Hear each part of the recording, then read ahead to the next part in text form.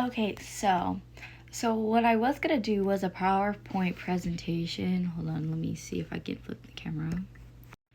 And I like started it and everything, but then I decided that PowerPoint presentations are actually kind of boring and overrated, and like it's kind of, to just like put some words on a thing and then just read off of it. So anyways, so I'm just gonna go back to the question. So some helpful background information on this play is that it takes place in the South.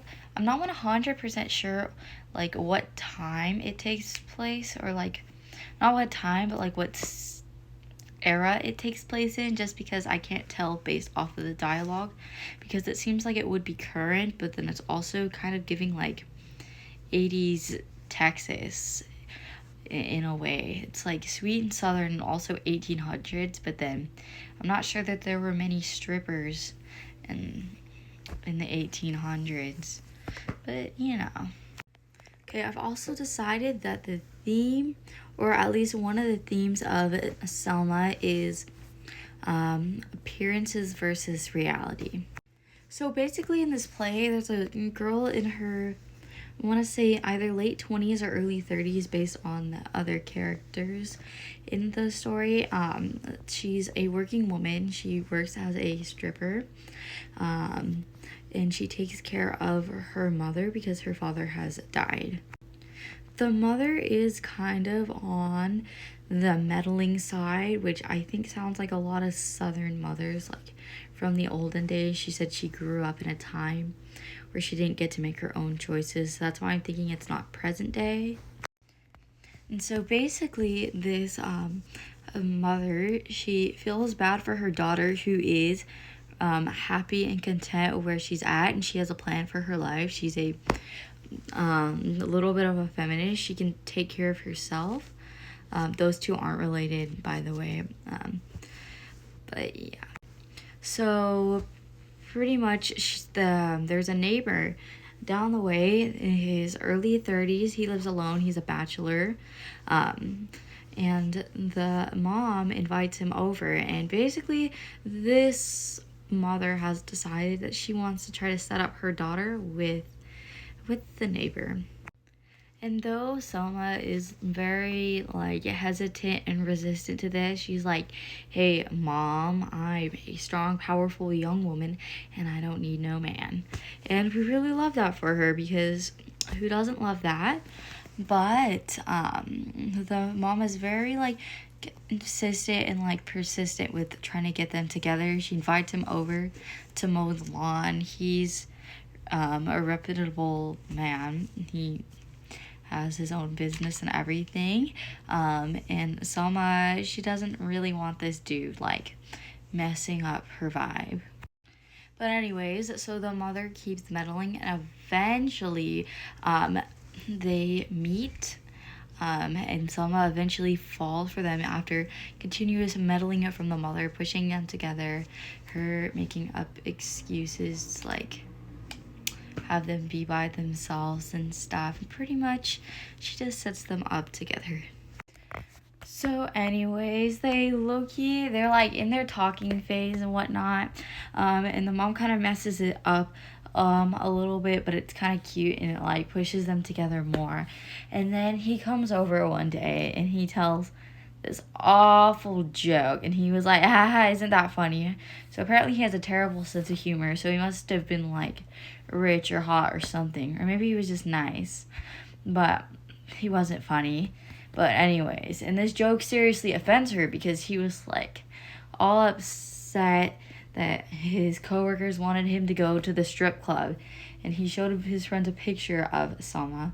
And they were like, "Whoa, she looks just like this one chick down at the strip club." And he was like, "Nah, no way." But yes, I swear. And then she got all offended because he was like bashing her line of work just because he didn't think it was reputable. And it was kind of a bummer because it ended very sadly, and then it ended before I knew what happened like afterwards, but it did end on bad terms just because he was making fun of that, even though he didn't know that was her line of work.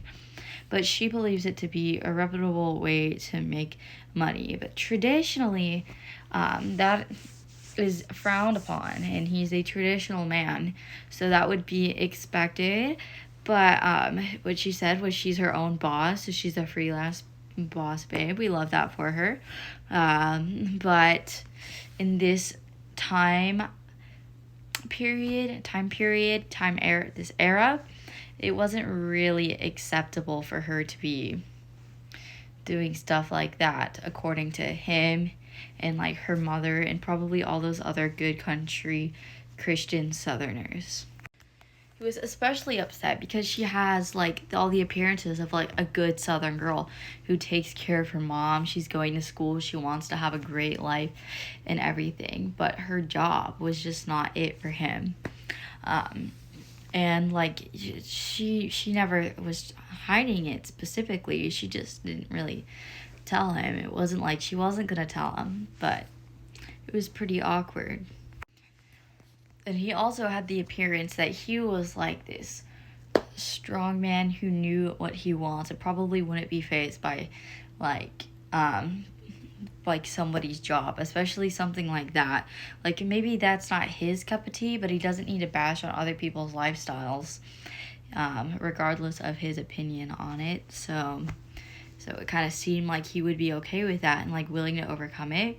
That was just an appearance. The reality is that he can't just accept something different from what he believes. Since I was being creative, instead of like making like a clay thing or like drawing a sketch or something, what I did was I found this game on the Xbox that has like a freestyle mode, and you can like build houses and stuff and decorate them, like rip down the walls and everything. So that's kind of what I did. So it didn't let me put the chairs outside, so I had to build a room for them.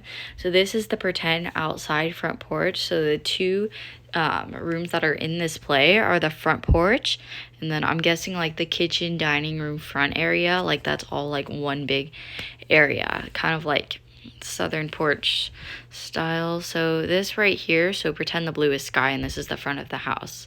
So that's gonna be the porch. The two chairs, it didn't have rocking chairs. You could imagine that they're rocking chairs, but I feel like those would be easier to carry on a set anyways. We have a little table to set their sweet teas on, so those would just be empty cups. I'm gonna go over more of that in block 2. And right about here is the other scene that you would see, which is going to be the inside of the house. I picked to paint it yellow because I feel like that's a very southern color. Please ignore the paint in the corner that I didn't get to, I didn't sell it yet. But anyway, so there's like a couch, there's a TV, but you can't see it just because I wanted her to be like facing the audience if they sat on the couch. There's the dining room table, there's some plates and forks and stuff. There are some props on the counters, which would just be like tables or maybe cardboard or something. There's a window with plants because it's a kitchen. There's a fridge and stuff that would be pretend and on wheels. Like the movable props are gonna be, so like there's a little pie on the table in the corner, but I feel like this looks pretty good. It looks like a living room slash kitchen slash front room, and like you walk in from the porch area. So I'd say like, yeah, that's pretty good. So 2 sets, the porch area and then the kitchen area, because the main character, she usually just exits and then comes back to this where the mother usually sits. I'd imagine she'd sit on the couch, or she would just sit at one of the tables. And then there's 3 cups, 3 plates, and 3 forks to pretend to eat food off of and drink that sweet tea. You can see like there's a little kettle on the stove. And yeah, that's pretty much it.